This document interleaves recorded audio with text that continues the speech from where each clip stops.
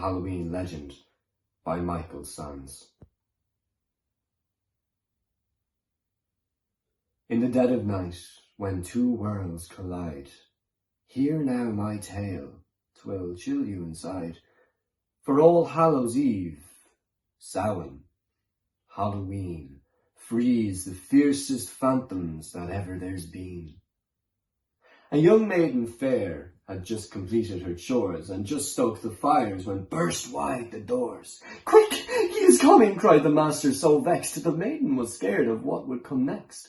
"Who approaches this house?" cried the master aloud. The thunder of hooves did dread did him shroud.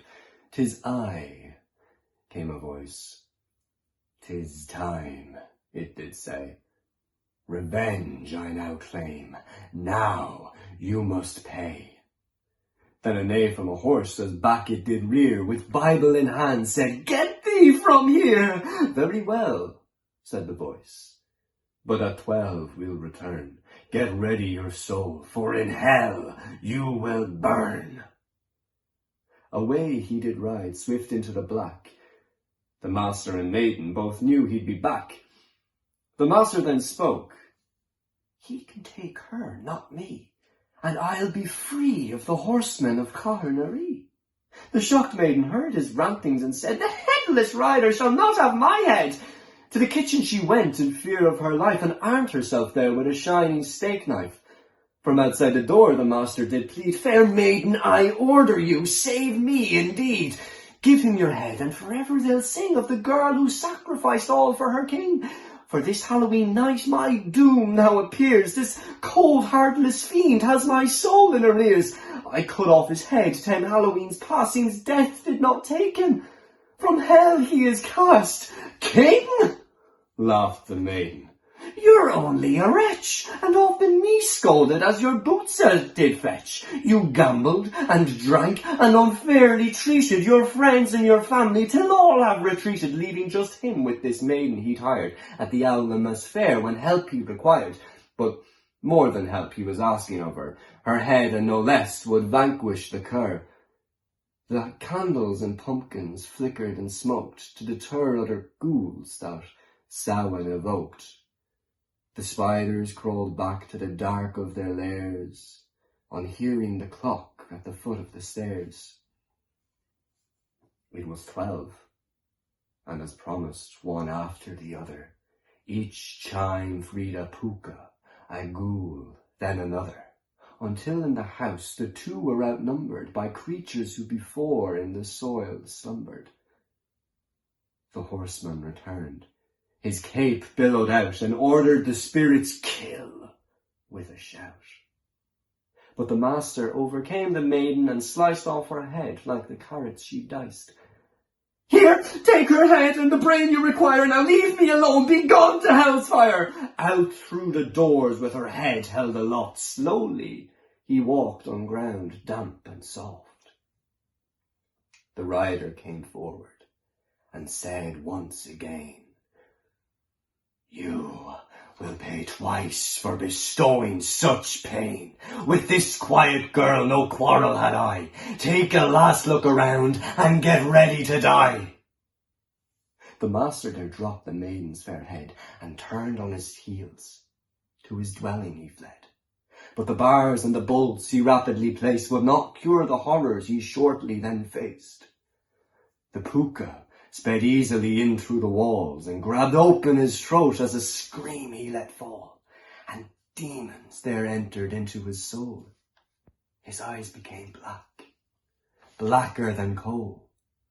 His body contorted, spun round on the floor. The rider's black horse kicked open the door. The master now squealed, "Please spare my life!" From out his scabbard came the horseman's long knife. "Rip back his shirt," he ordered a ghost. "Happily," it said as they regarded their host, who writhed on the ground, his terror so built as the scape-alike edge slow sank to the hilt.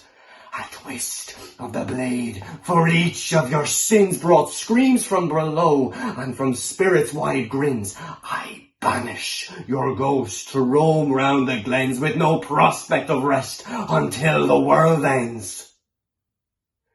The rider stepped back, and walked through the rooms, to find her dead corpse atop some old brooms.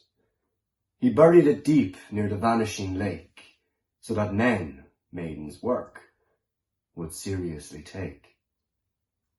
Back to the cliff top he rode with her head, its blonde hair behind as on his horse sped. From there cast it down to the sea and sharp rocks, and named the great cliff after her flowing locks. As for the master, well, of him please beware. This slender man only knows one last care, to hunt down young maidens each cold Halloween. So do not go outdoors, in case by him you're seen.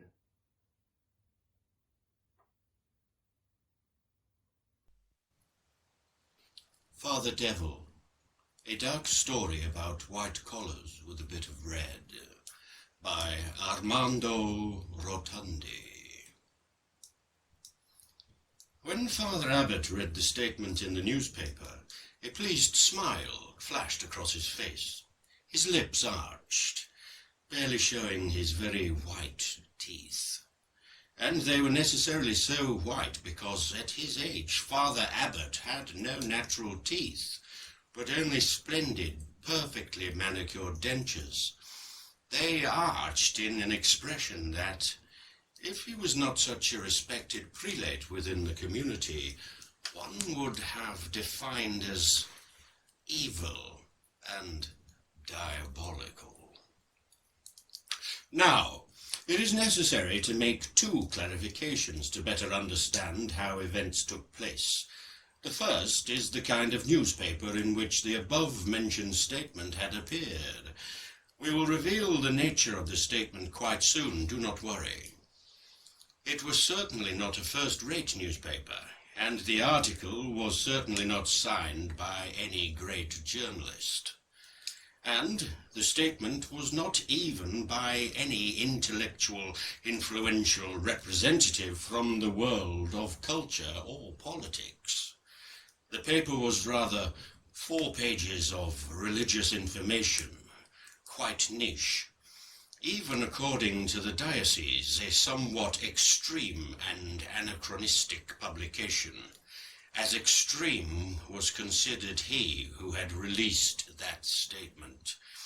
A prelate disliked by the official power, but loved by another circle that considered itself pure. So, here we are at the second point, Father Abbot. Father Abbot considered himself a pure, rigorous and sectarian man of religion, and every time October the 31st came, his stomach twisted, his bile rose, and he literally spat hate from his mouth. That statement ultimately confirmed his ideas. Celebrating Halloween is to give Hosanna to the devil, who, if adored, even if only for one night, thinks that he can claim rights on the human being. He was not the only one who thought so. He could not bear that long one-night Sabbath in which everyone, children and the adults who were with them, disguised themselves as devil followers, so to beg in a non-Christian but pagan way in front of the houses, threatening people with terrible revenges. Another clarification is now necessary. Father Abbot was not ignorant on the subject, but quite the contrary. He had spent his best years in the seminary dealing with rituals, folklore, and myths. He hated them, it is true, but he also admitted that to fight persistent paganism, to face the devil, one had to know. He was an exorcist in the broad sense, not interested in individual possessions, but in a collective possession, the rites such as Halloween. In the past, he had also problems with Carnival, particularly during the years he spent in Europe.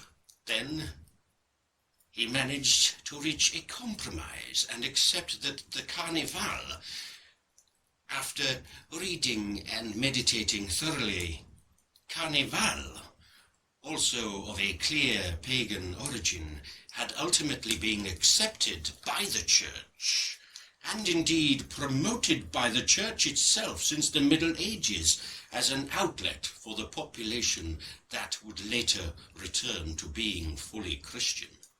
Thus, he could not accept that the so-called Charivari, or the demonic Harlequin, in his origins Harlequin, and his army of the dead. But Halloween was different, and his return to the United States had only amplified this anger and his sense of despondency. Whatever the origins of Halloween was, the Celtic Samhain, it seems, one thing was clear. It was just an aberration, an offensive, an affront to the next holy day. So to the Feast of All Saints, some might object that the Feast of the Dead, not yet Halloween, is prior to the fateful date of 840, when Pope Gregory IV instituted the celebration of the 1st of November. But this did not really matter to Father Abbot, who thought, and from his point of view, quite rightly, we should admit, we defeated the evil and the devil in 840. So why should we continue to praise them? Father Abbot valued holiness very much, and not without little sense of pride, not arrogance, but humble pride. He would have liked to have become a saint himself. He would have liked to die, only to see his canonization process starting as soon as possible, thanks to some post-mortem miracles, but obviously he couldn't kill himself. Instead, he always hoped to become a martyr. Even for Christianity, the martyr has in fact an easier path to holiness. In any case, that statement in the newspaper was for him a form of satisfaction that reached the threshold of lust. A lust that soon turned into a frenzy and determination at the same time.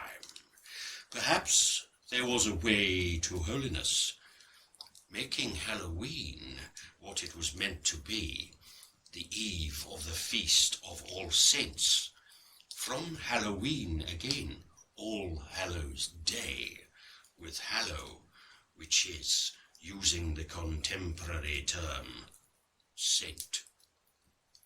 It would have been a great service for the Church and for the community, bringing everyone back on the right path, and perhaps capturing the sympathies of some saint there in heaven. And this presupposes that there are saints elsewhere too, and not only in heaven. Despite being saints, it does not mean that they are not angry, or at least annoyed at being supplanted by children and adults, the most guilty ones of those two categories, who were celebrating the evil one. So, Father Abbot prepared himself well. With the flawless white collar on his uniform, he took up his rifle. A great thing about the United States is that someone, even a priest, buys a rifle. It doesn't seem strange to the seller or to the third parties watching. A priest buying a rifle. It is thought rightly that the priest has good reasons of self-defense, or in this case, defense of the faith.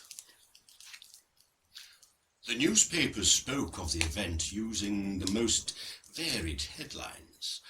A first page in large letters read, Dies Irae. Another, The Feast of the Dead. A satirical magazine, When the Saints Get Angry. It was a beautiful massacre, the most beautiful that had ever happened in Father Abbott's small community. Let's just think about the first death. An 11-year-old boy accompanying his 9-year-old sister, old enough for his parents to let him go alone. The two knocked on the door of an elderly lady, almost a stereotypical scene. A little red devil and a little witch in front of a smiling old woman, who, instead of a trick, probably throwing dangerous eggs at her door, opted to supply the two children with sweets and candies. Just enough time to put the delicacies into the bag, and the boy's head exploded. Father Abbott had excellent aim. And he also thought that he had just made it in time to save the child, who had not yet finished the trick and treat ritual. And so he did not pay the bill to the devil, but to God. After all, Father Abbott had saved the boy's soul. Then it was the little sister's turn. The old woman, for her part, did not have time to call the police. She was killed by a heart attack in that very exact moment that took her to the Supreme Creator. And so, a trail of blood started, shot after shot. Blood splatters had dirtied Father Abbott's collar, which was now red. And red were his hands and his sweaty face. The excitement of those moments, each exploded shell with no problem hit a child, a parent, an older brother or babysitter, made him unrecognizable in his disheveled hair that almost seemed to stand up like horns. But by the time the police arrived, most had already been done. 36 victims. 37, should we count the elderly woman. Father Abbott would have been happy to have been killed by the police, knowing that he had done a noble gesture, and he hoped he could have been an example. And, who knows, maybe an order of priests would have been established in defense of all saints against the forces of devil. The Red Abbottonian could have become a glorious name. His death would have been his ultimate martyrdom, and it would surely have opened the gates of heaven for him, and here on earth made him the canonization process easier and quicker. He had defended all saints. So, also this day as a future saint from Halloween. All this, of course, if the devil hadn't come in person so to claim rights over him.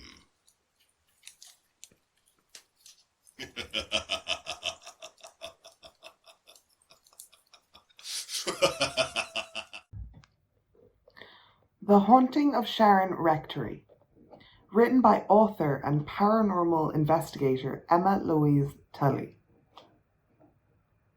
We moved into Sharon on the bank holiday weekend in August of 1996. The first couple of weeks were strange. I suppose it's expected moving into a new house, but something felt different compared to our old home. It was like there were eyes watching you when no one else would be in the room. I was unaware my parents had been told ghost stories and how the house was haunted, so I was oblivious to why I was feeling like this. The weeks passed and the evenings grew darker.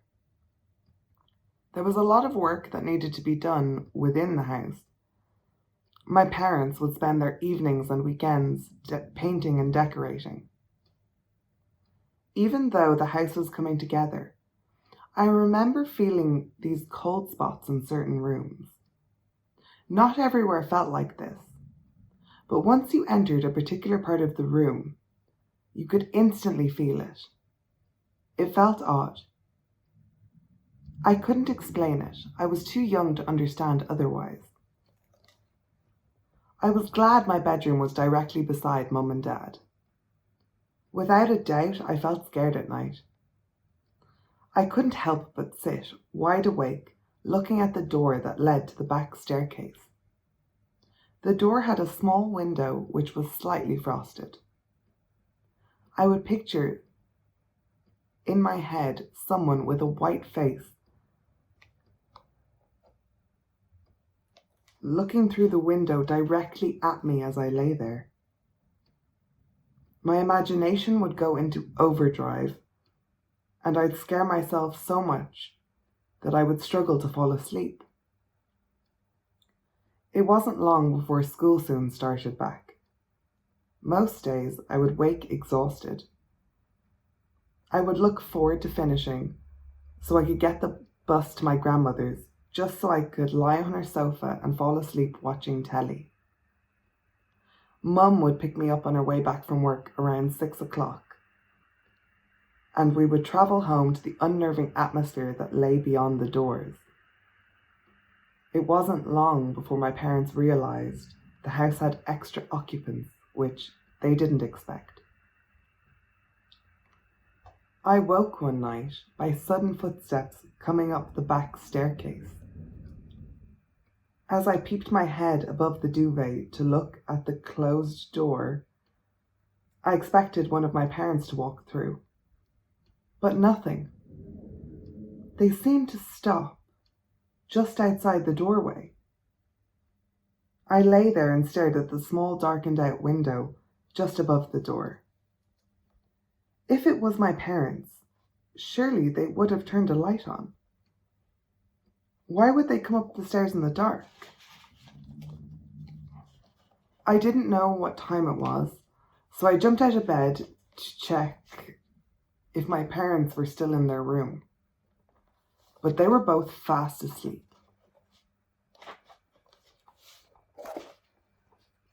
The fear started to creep over me. I was sure I heard someone coming up those stairs. I started to doubt myself. Maybe I was dreaming and it felt so real that I convinced myself I heard it. I kept my bedside light on and I struggled to fall back asleep. The next day I didn't bother telling Mum. I had clearly dreamt it and I was working myself up over nothing. This is what I thought. From that night, things that I thought I'd imagined became real. As I closed my eyes to fall asleep, I felt a cold breeze blow past my face. I opened my eyes and saw this figure of a woman standing towards the end of my bed. She was lucent with a blue glow, and I could see the outline of her dress and her long hair which fell each side of her face. But the thing was, I couldn't see a face. There were no eyes, nose, mouth. It just looked blank. I couldn't move for fear. She stood there for what felt like hours. I was scared to blink, shout, move, run. My body just froze.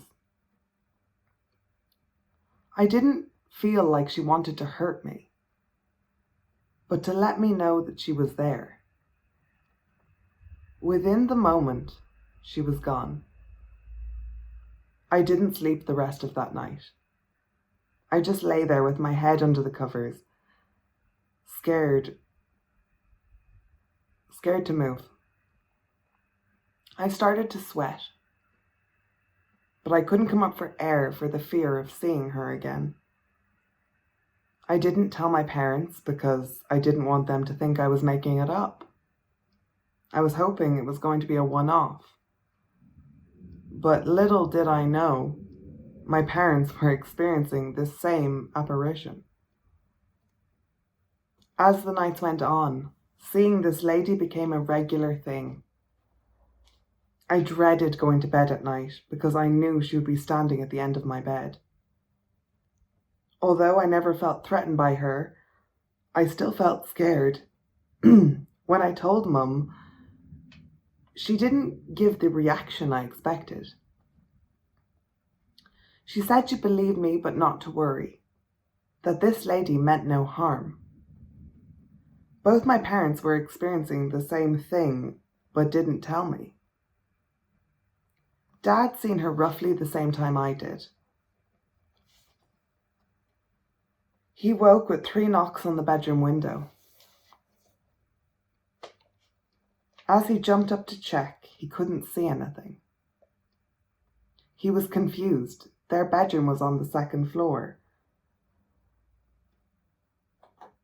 So how could someone knock on the window? He opened the window and looked around from above. He couldn't see anything. While he got back into bed, he rolled on his side to try fall back asleep. Suddenly, he saw a blue mist glowing right beside him. It hovered between the door and my parents' bed. He put the lights on, but within an instant it disappeared. He woke Mum in the process. He was convinced someone was in the room.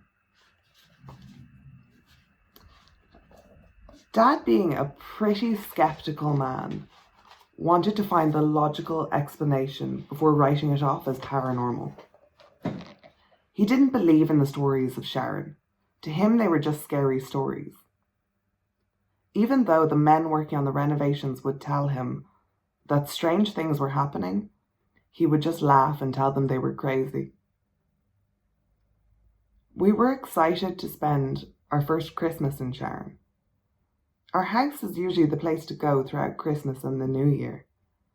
We had visitors every weekend, family and friends calling for drinks and a catch-up. Honestly, I think my parents were glad to have the company. Unexplainable things were happening on a daily basis, and this blue lady began to make her presence known nightly.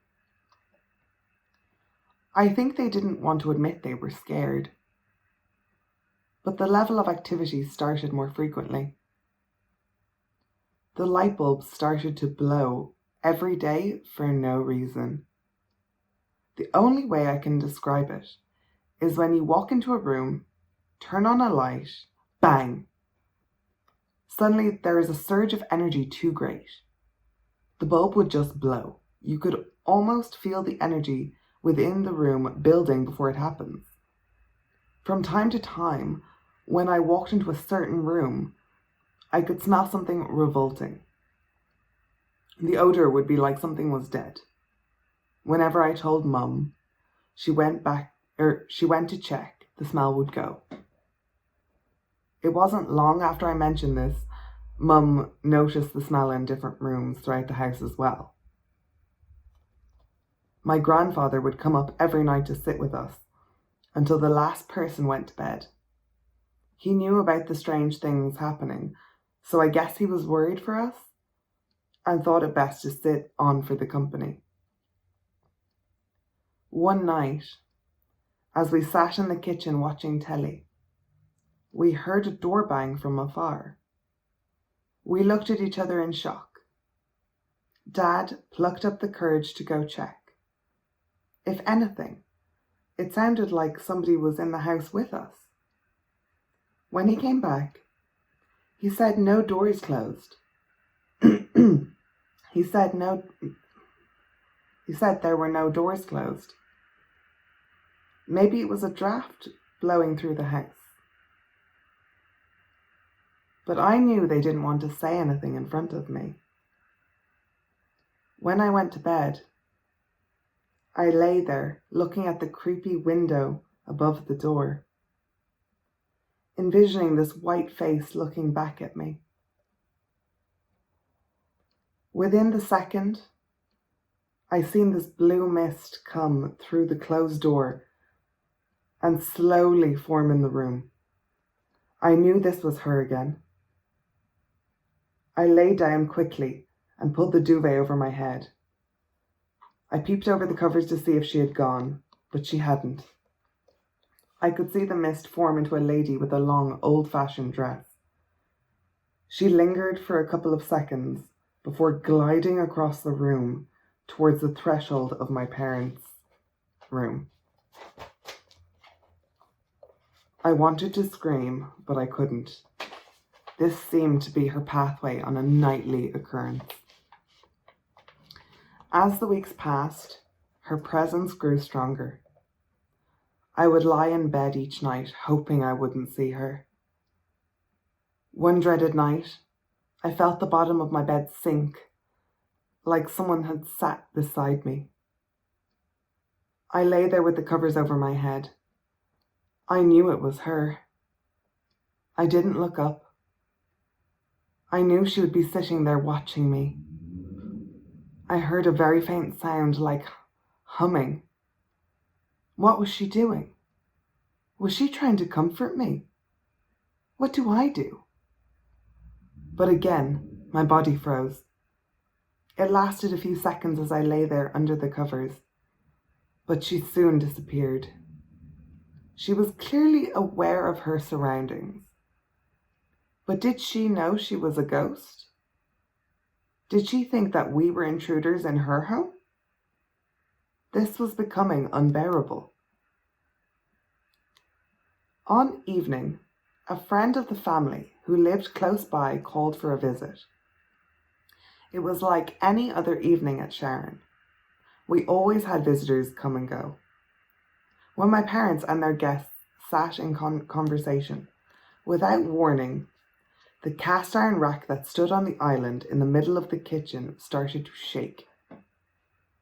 The wine glasses on the rack began to rattle. The trembling continued. It didn't shake in an aggressive sense, but a pulse-like rhythm. Everyone was accounted for and no one was near the island. It sounded like someone was lightly running across the floor in the above room, which caused the vibrations. Our guest was stunned.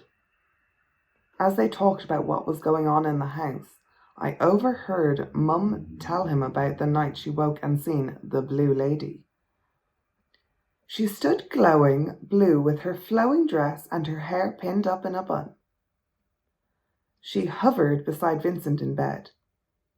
I panicked and woke him, but he couldn't see her. Vincent put his arm straight out of the bed, waving it back and forth, but I could see his arm go straight through her. Our guest sat in horror as she continued to tell him stuff that was happening. My parents would see her floating at the bottom of the bed in the early hours of the morning. The trunk at the end of the bed would bang like someone kicked it, or the lock attached would rattle. This would be their wake-up call. We all struggled to sleep nightly. Mum begged and pleaded at night for her to leave. But to this spirit, it was her home. So why should she leave? We would often hear doors slam throughout the night and furniture dragged across the floor. It sounded like the room was being rearranged downstairs. I started to stay in my grandmother's just so I could get a night's sleep. Mum was so frightened at this point. The day she finished work early, she could only make it as far as the kitchen before turning. She would leave. She would leave to go to her mum's until Dad came home from work. My parents didn't know what to do. They had sunk all their money into building this home. It would be a massive loss if they tried for a quick sale. What other options did they have? Mum took it into her own hands to research the history of Sharon. She asked the local heritage centres if they had any information on the murders that took place in 1797. They came forward with some documents, but the pieces weren't adding up. She was advised to go to Trinity College in Dublin. They would have the documents she needed on the history and who lived here in the Rectory as far back as the late 18th century. She continued her own research locally, knowing she wouldn't get the time to make the journey to Dublin. Mum knew about the recent history from her parents and talking with many local people that knew of the previous occupants. She discovered who Reverend William Hamilton was and why he was a wanted man by the United Irishmen. But when digging, she uncovered his horrific past. She also found some newsletters and scripts on the Wallers who lived in Sharon in the late 1700s. She continued to research as more and more information unfolded. She found that Miss Waller had died tragically on the night of the 2nd of March, 1797, during the siege for Hamilton. She wanted to make a connection that this spirit lady we were seeing nightly possibly was of Mrs. Waller. In the spring of 1997, the house still needed work outside. My father asked Raymond and my grandfather if they could do some groundswork in their free time. My parents wanted the house to look presentable when coming up the main driveway. They bedded flowers and planted trees along the laneway and in the front of the house. My grandfather had started to paint the main building, while the rest was all old stonework. It really started to come together. Sharon didn't look as spooky as it once presented itself. Dad suggested on digging a pond at the bottom of the garden. He thought it would be a grand feature for the grounds. He had heard there was once a fish pond on the property, many years ago. When asking Raymond for help, he was reluctant, but he knew Dad was keen on this feature. Within a few days, Raymond had dug a large hole with the digger. They then lined it and filled it with water. It looked beautiful when it was finished. When driving up the laneway, you could see the water glistening as the lane curved before approaching the house. I loved the outdoors. I would follow my dogs and go on adventures throughout the acres surrounding Sharon. I would trail after them as they would run through the pond and swam to the other side. It looked deep, but I knew better not to go near. The edge. Mum wasn't happy with the pond. Although it looked beautiful, she had an awful feeling surrounding it. One night, she drifted to sleep. She began to dream. She was walking out the front door looking for me. She called out, but I didn't reply. When walking around the side of the house, she couldn't see past all the trees. As she ran halfway down the back laneway, she caught a glimpse of me standing at the edge of the pond with the two dogs. She called my name while walking through the trees towards me. Within a second, I was gone. The dogs still stood there at the edge of the water, looking in. They barked as the water rippled towards them. Mum ran to the pond screaming my name. Emma! She jumped into the water and searched underneath with both hands, trying to feel around for me. Suddenly, she pulls out a pillowcase stuffed with something solid. When she opens it, I lay there curled in the fatal position. I was in this pillowcase as a stillborn baby. She screams that loud in her dream. She wakes herself up. When she shoots up in the bed trying to catch her breath, there she sees the blue lady at the foot of her bed. She stood with her head slightly tilted and her hands like she was cradling something. Mum froze. She didn't feel threatened, but scared for the nightmare she just experienced. Within a moment, she was gone. Disturbed by what had just happened, she couldn't fall back asleep. The next morning, she rang her brother Raymond and asked him to fill in the pond. He asked no questions, and within a couple of days, the pond was gone. Mum believes that Miss Waller was trying to warn her of this pond. It was going to be a risk to me while I wandered outside. Mum was certain that Miss Waller was no threat to our family. She knew she was a protector and only resided there because this was still the home she loved.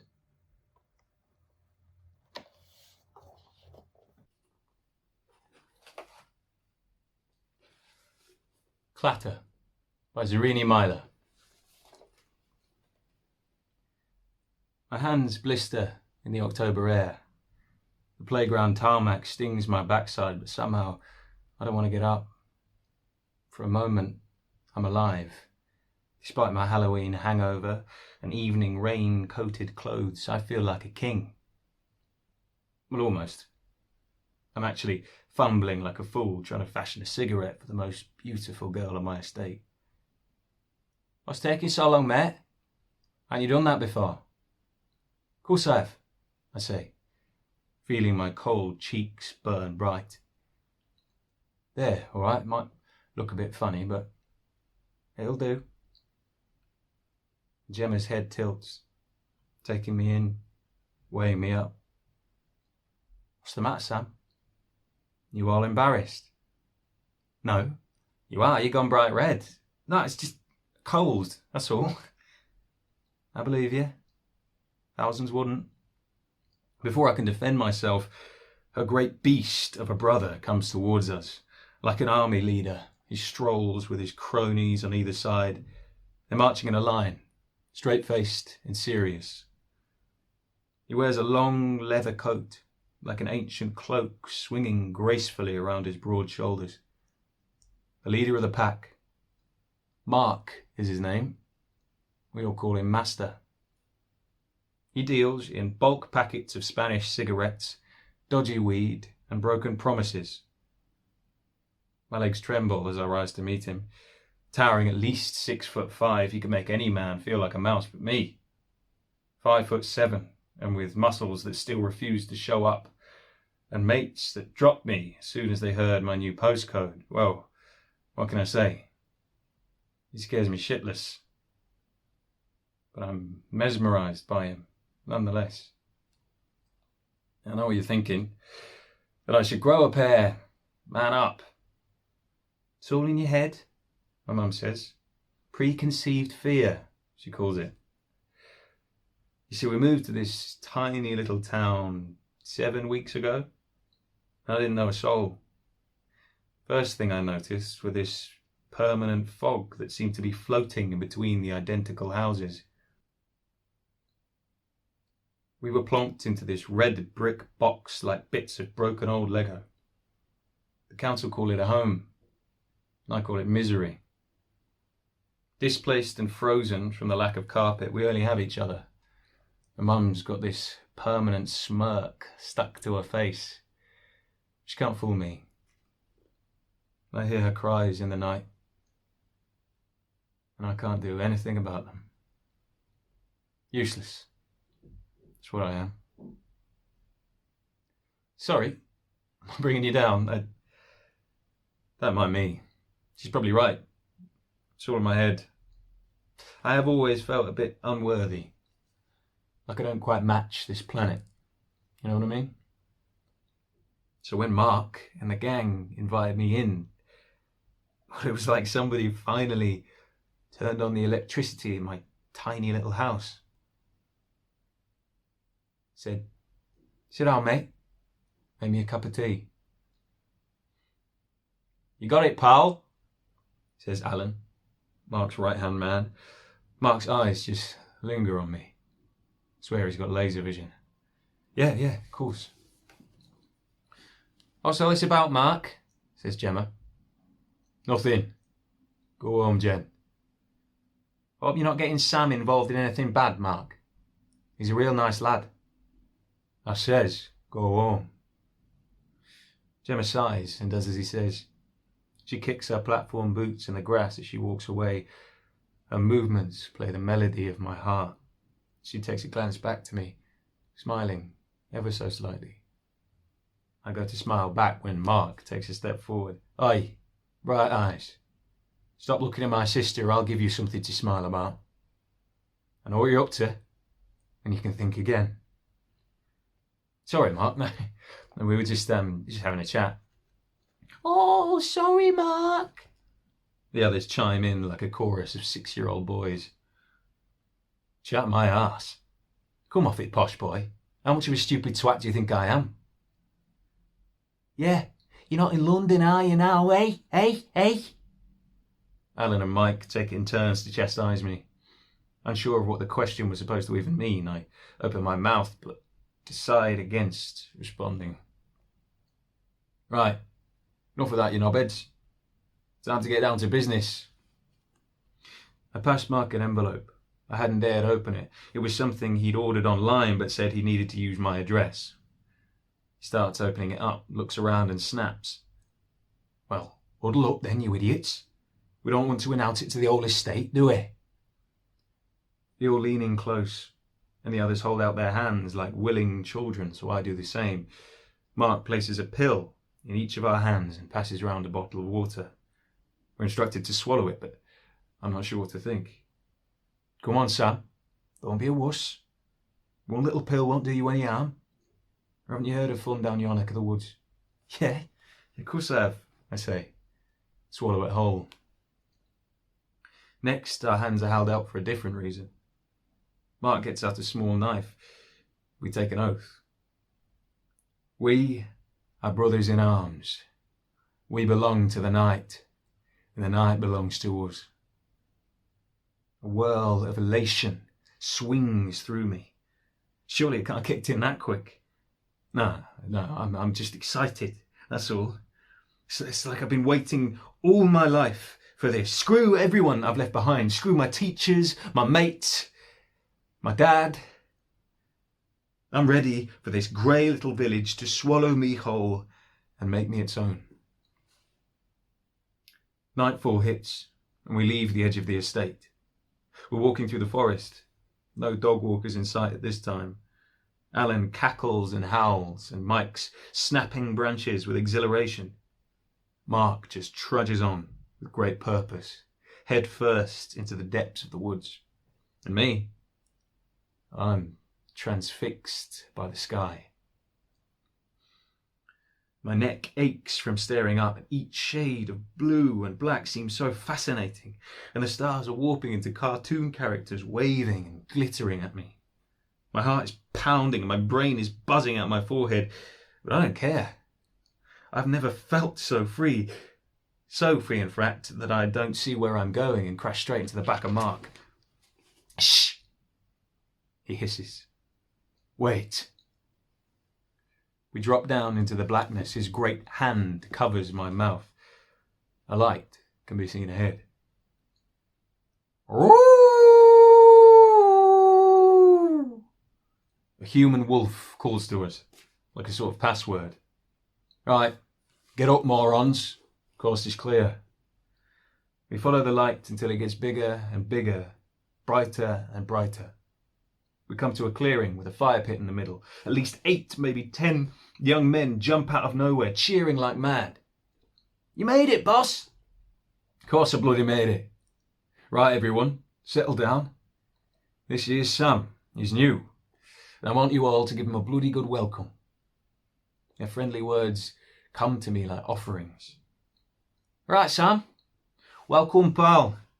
Nice to meet you, mate. Want a beer? I'm overwhelmed. I feel a lump in my throat stopping me from speaking. I don't want to cry, not now, not in front of them. That would mean permanent expulsion, surely, so I just nod. Here, Sam, I'm Pete. You can sit down beside me.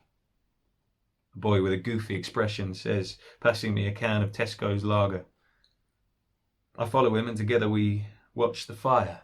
This otherworldly sensation makes the flames look like dancers at a disco. I think Pete sees it too, because we both burst out laughing, my lager spilling out of my nostrils.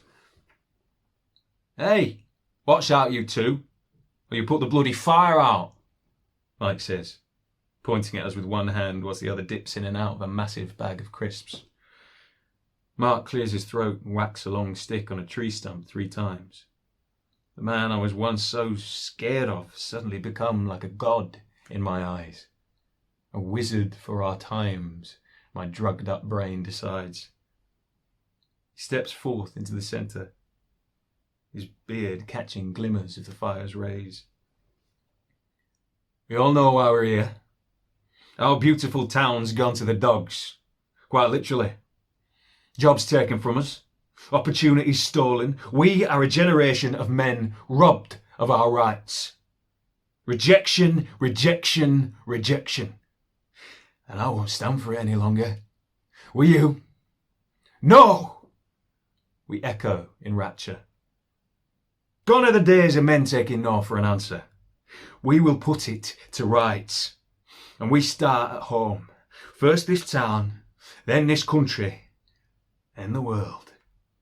We cheer so loud that the earth shakes beneath us. I wasn't quite sure exactly what he was talking about, but I knew this feeling was like nothing I'd ever felt before. We are all in this. We are legion. We are family. So, to begin this newfound planet, we must first renew our oaths. Masks on, boys. I look around me and everyone is donning a different animal mask. I see monkeys, horses, lions, and beside me, Pete is wearing some kind of plague doctor's mask. He looks like he's straight from the pestilence.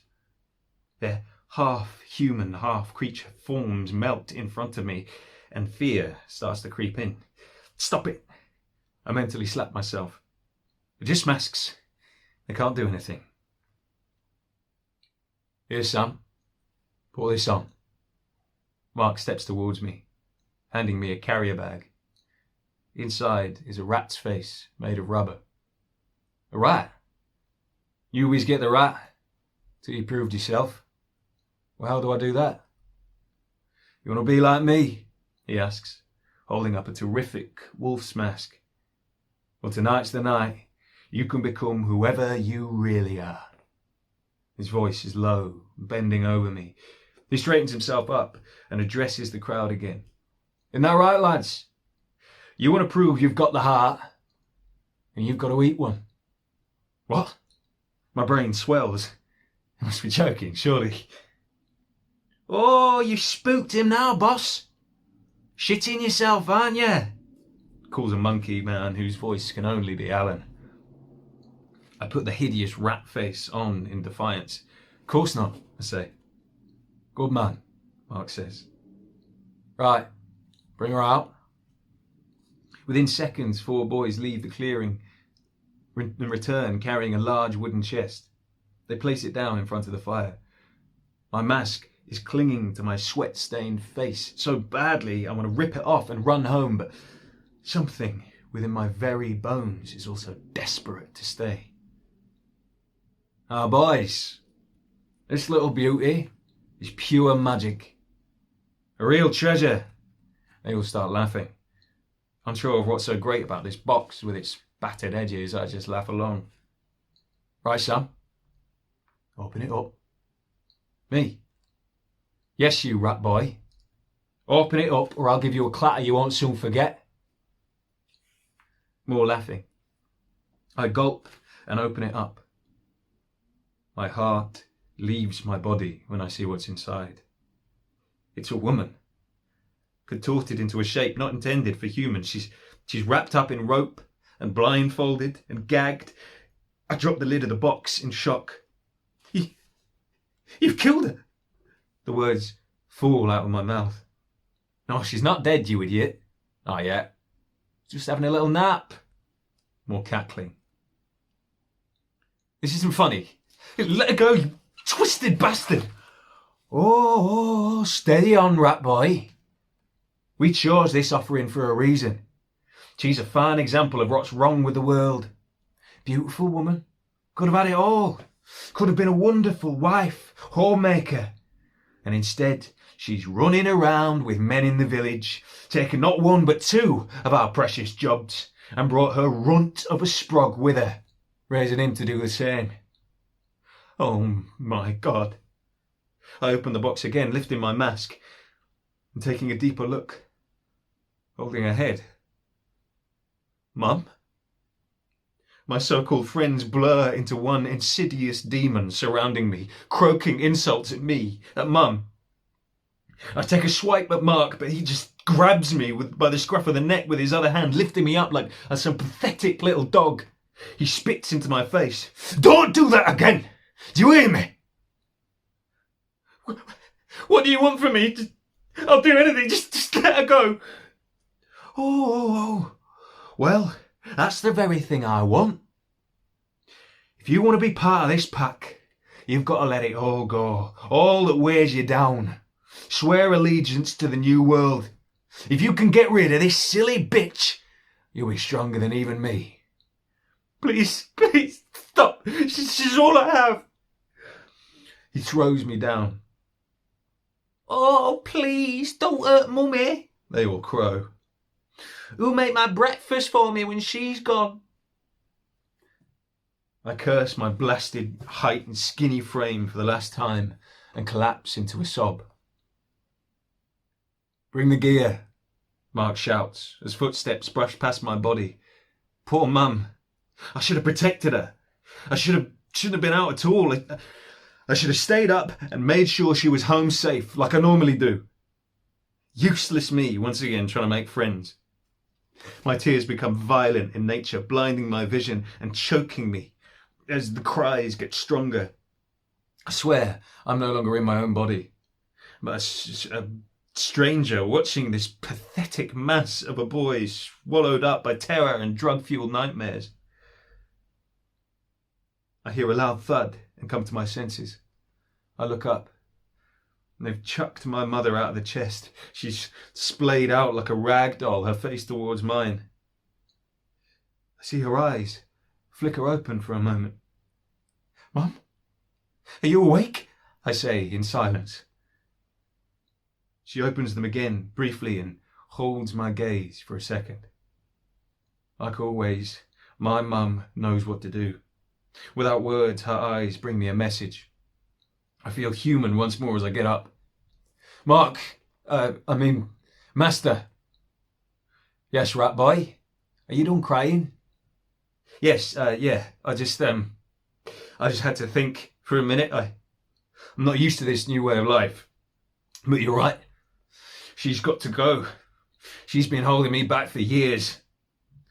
Way, good man, shrieks Alan, as he dances around the fire like a Salem witch. Mike, the crooked horseman, drops down a large burlap bag that clinks viciously.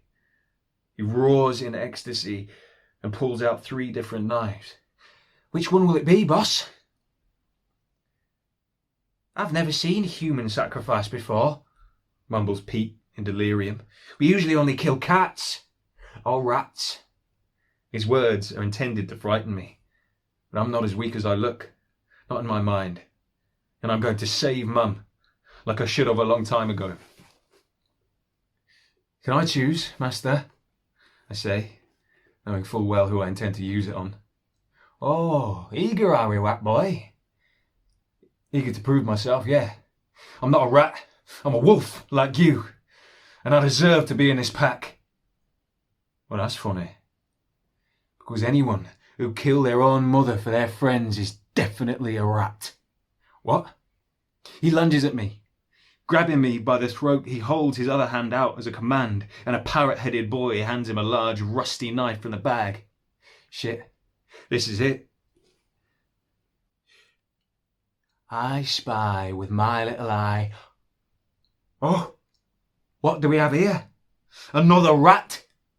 See here, everyone. Underneath his disguise, little Samuel is just an ugly little rodent after all. It's not your man we want, moron. It's you.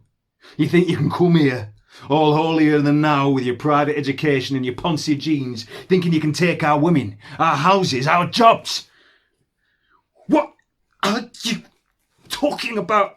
I manage to say through choked out breaths. I catch his eyes through the holes in the mask.